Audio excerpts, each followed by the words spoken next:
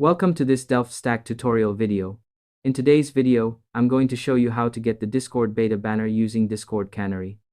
Whether you're curious about Discord's experimental features, or you simply want access to beta customizations like profile banners and enhanced About Me options, this simple step-by-step guide will walk you through everything you need to know so you can unlock those features confidently.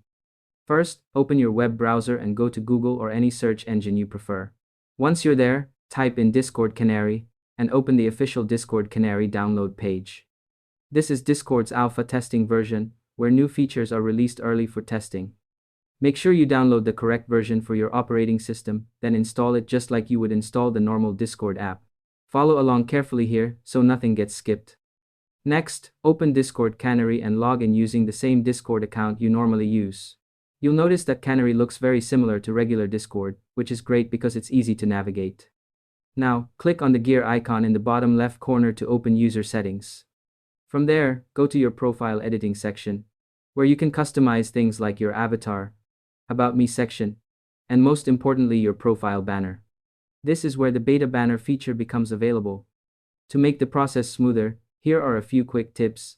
Make sure you have an active Discord Nitro subscription. Confirm you're logged into Discord Canary, and not the regular client. And ensure your app is fully updated. Doing this beforehand can save you time and help prevent confusion if features don't show up right away. Once you've set your banner and profile details in Discord Canary, you can close the app and return to the normal Discord client if you want. After that, you should still see your beta banner and customizations applied to your account without any interruptions. It's also a good idea to refresh Discord or restart the app once, just to ensure everything syncs properly across clients. This extra step helps keep your profile looking exactly how you want it. And that's all there is to it.